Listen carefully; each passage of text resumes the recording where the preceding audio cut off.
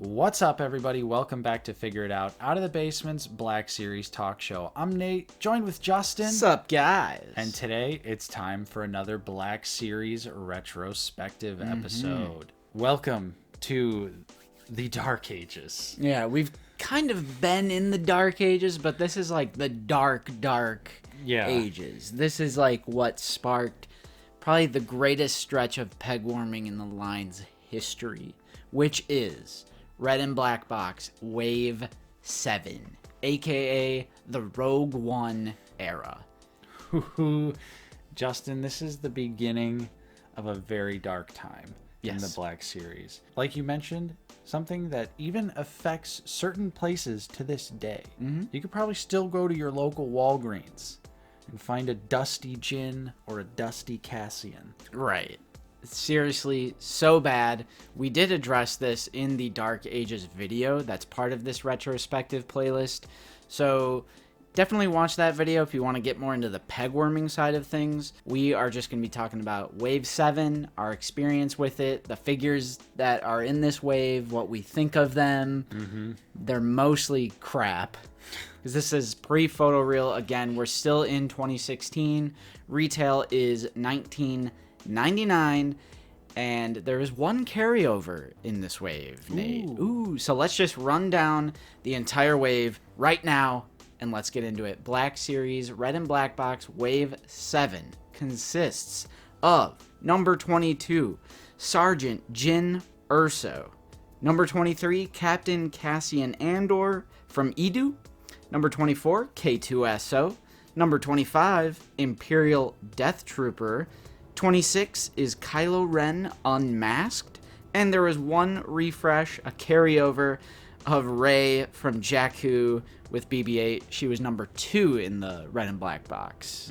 What a memory, Justin. You can actually go back right now on the channel and watch us talk about these figures all the way back then.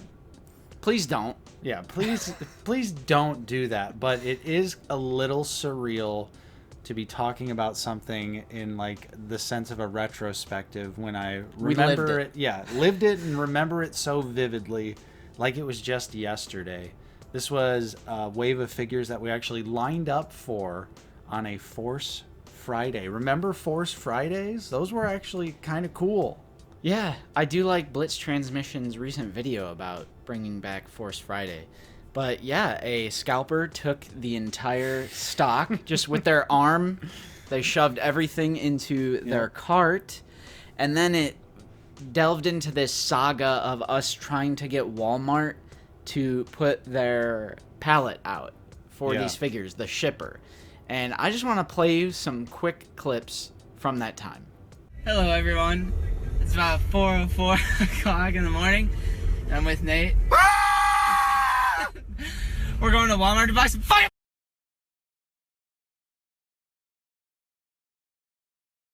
Well, ladies and gentlemen, we did it. After a long journey, the package is secured. I got Unmasked Kylo Ren. I got the same thing. And the Death Trooper. Death Trooper. Unmasked Kylo Ren. Black Series. Black Series. 25 and 26. This is the only thing we were going after, really, was the Black Series figures. And I also got K2SO. Yeah, you saw that right. 4:34 a.m. We were. That's the funniest thing about this whole thing about the Dark Ages, is we were absolutely geeked, hyped on getting these figures. We were like, Death Trooper. Yep, we were so hyped. If only we knew.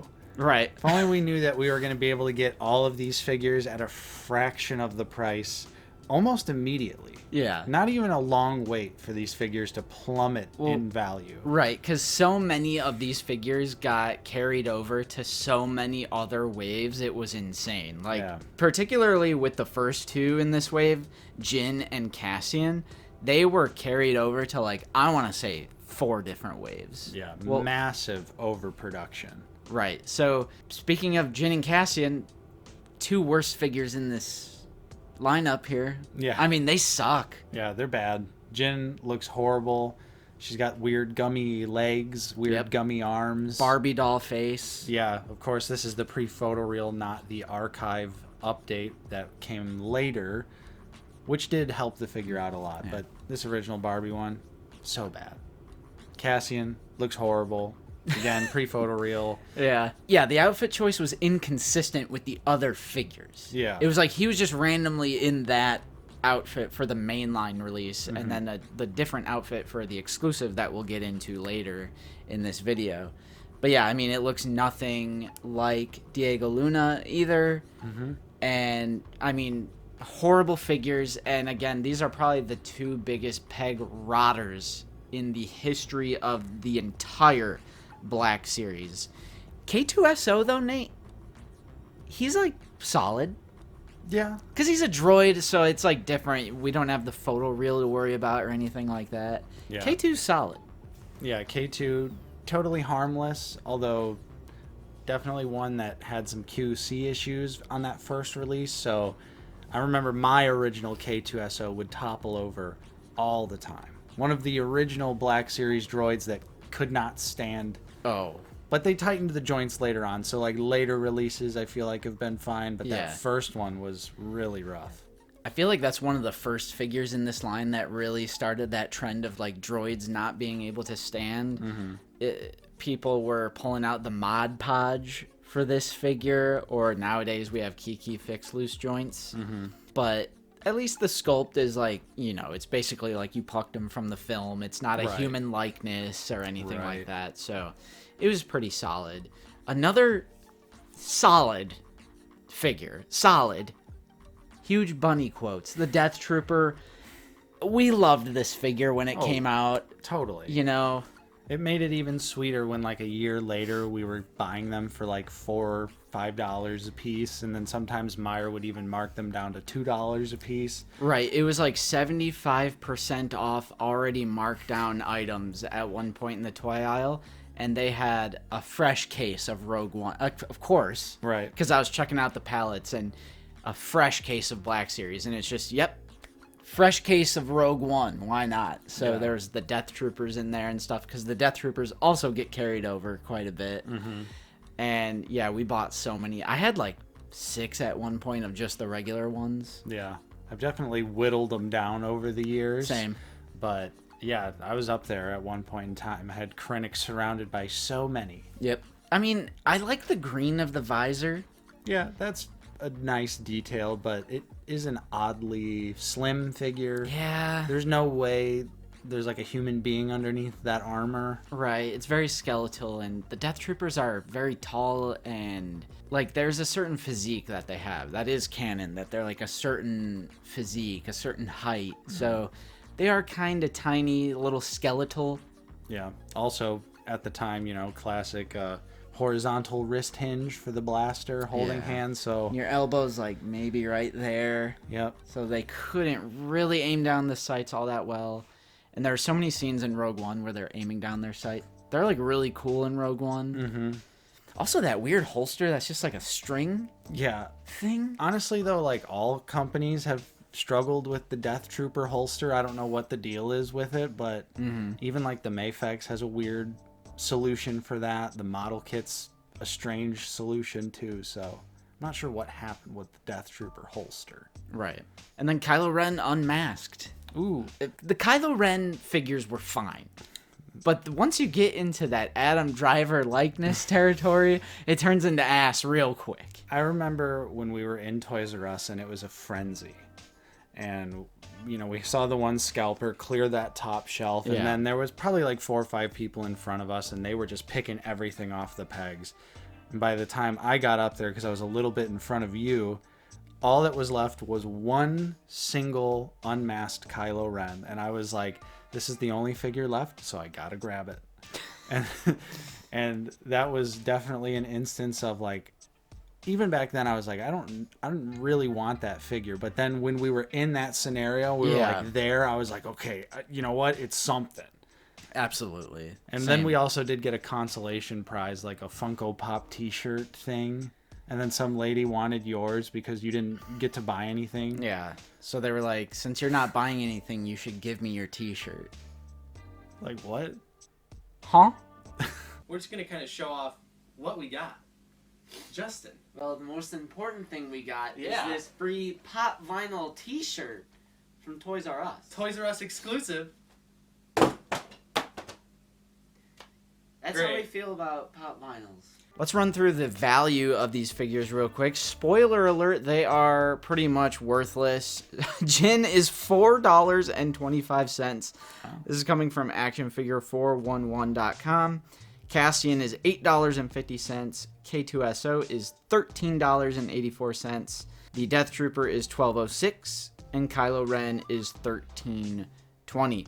Like Nate said earlier, Jin, Cassian, they got like Rogue One Galaxy packaging releases with photoreal, and they're a little bit better. And then K2 also did, and then he even got repacked again in the Andor packaging. So Yeah. I'm kind of surprised he's even $13 in this red and black box release. Yeah, well, droid, so maybe that just Yeah. kind of holds the value up. Death Trooper obviously makes sense. Also did get an archive release, which was a head scratcher at the time because even back then, you could get the Death Trooper for, tens of dollars.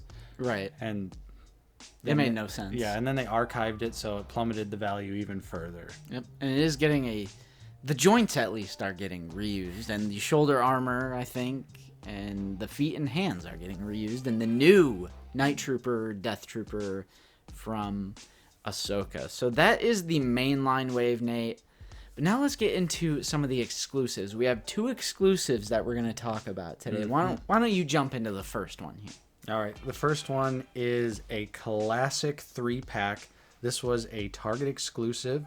This contained the Death Trooper Specialist, Captain Cassian Andor, which is Cassian's main hero outfit. Yeah. And then we got Sergeant Jyn Erso, Jeddah.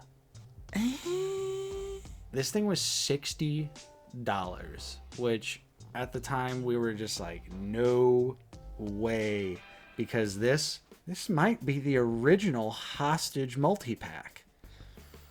Honestly, you might be spitting if we're not counting SDCC, Han and Carbonite or stuff like that. Yeah, but this was as a wide release, though. I think you might be spitting on this because the only reason anyone even bought this pack at all, especially at the time, was just for the Death Trooper Specialist. They gave him the overlay that had the pauldron and the grenades and the bits the ammo of ammo pouches and just all the extra tidbits that you wanted. And yeah, the pauldron was so cool, and it was such a badass looking Death Trooper. But we still said, nah, we're gonna wait for a sale. It was a Target exclusive, and I remember seeing it all the time. It finally went down to $20 though. Yep. And that's when we both snagged this set. Absolutely. For the 20, it was well worth it.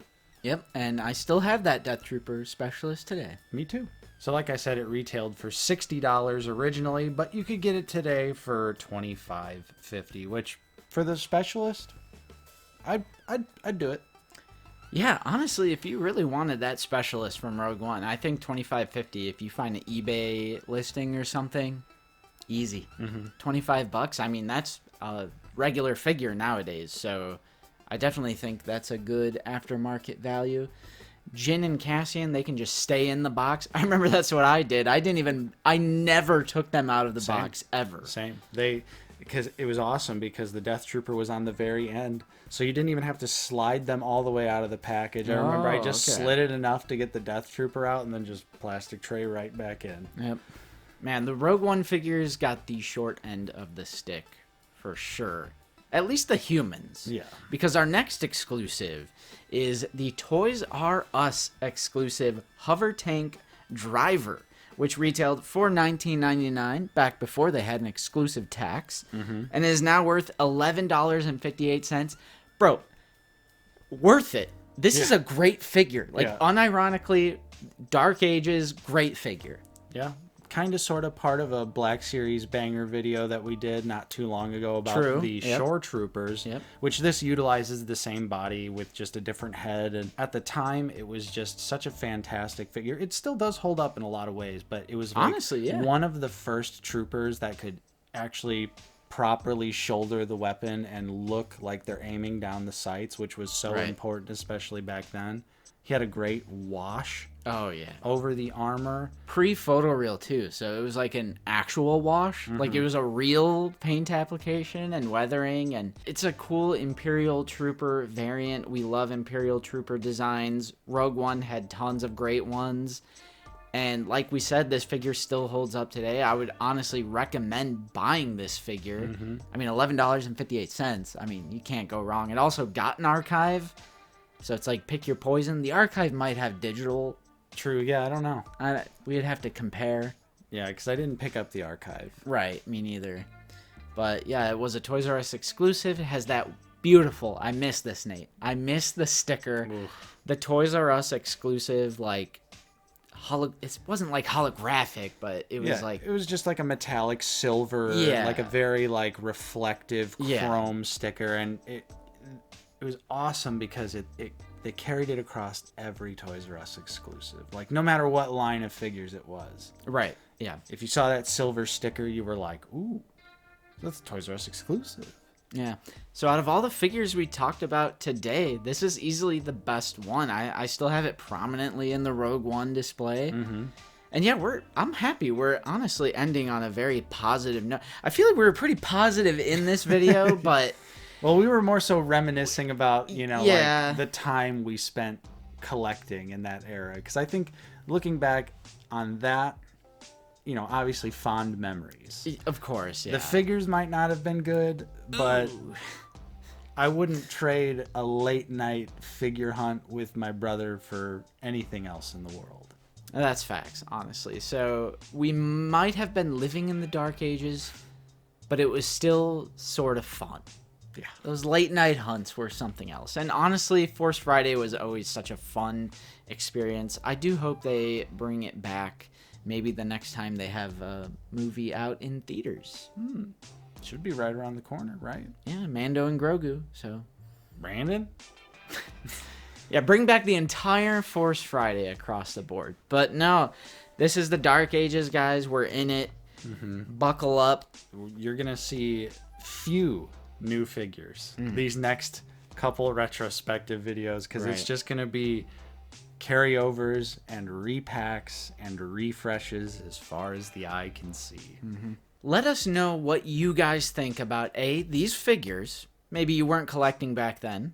Just let us know what you think of these figures. If you were collecting back then, though, definitely leave your thoughts on this era. Do you have any cool memories with these releases? Any nice Force Friday memories?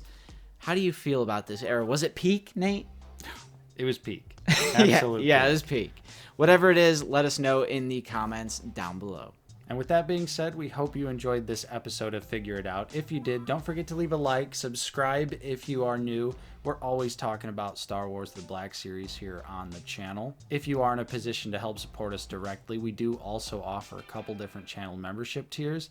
Check those out in the description down below. And while you're there, make sure to check out the link to join our Discord. That's totally free. You just got to make an account, and it's a great way to get connected with us and other like-minded members of the community. I'm Nate. I've been joined with Justin, See you guys later. and we will see you all next time on Out of the Basement.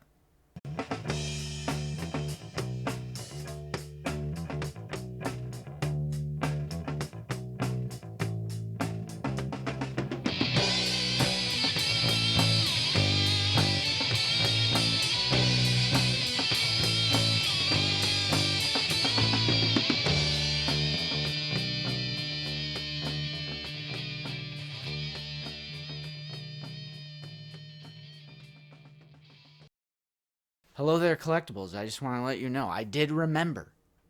Well I remembered. I wore the Forlom shirt because I wore the Zuckus shirt last week. Here's the Forlom shirt. They're both blue. You know how I feel about the color blue. I freaking hate the color blue, especially if it's a blue Mandalorian on the motherfucker.